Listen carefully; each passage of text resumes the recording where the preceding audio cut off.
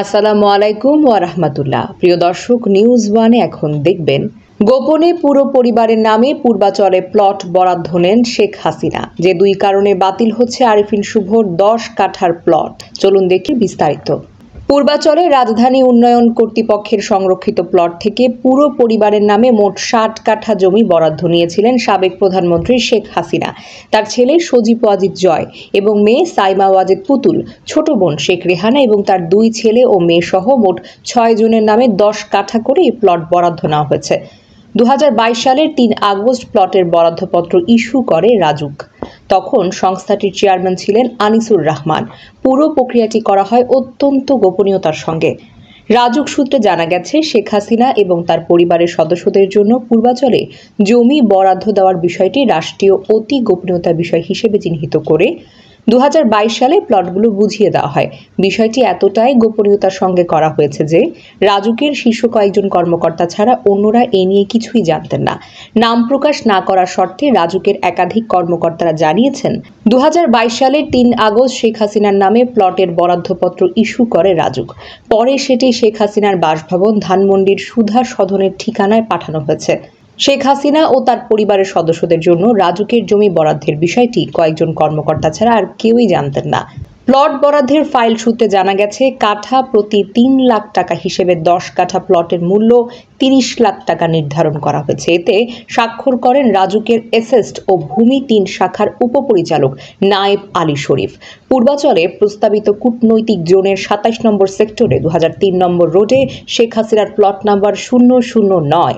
এছাড়া সজীব ওয়াজিদ জয়ের বরাদ্দ করা প্লট নাম্বার হলো 015।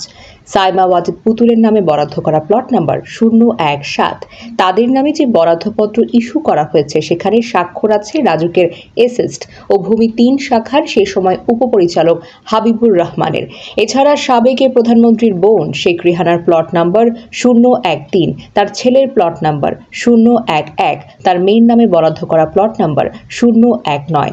নাম প্রকাশে অনিচ্ছুক রাজুকের এক কর্মকর্তা বলেন, প্লট বরাদ্দের বিষয়টি খুব গোপনীয়তার সঙ্গে করা হয়েছে। সেই সময় কয়েকজন কর্মকর্তা ছাড়া অন্য কেউ সেটি জানতেন না। সম্প্রতি শেখ হাসিনা সরকার পতনের পর এই সংক্রান্ত নথি গোপনে সরিয়ে ফেলা হয়। পরে রাজুকের কর্মকর্তা কর্মচারীরা বিষয়টি জানতে পেরে বিক্ষোভ শুরু করেন।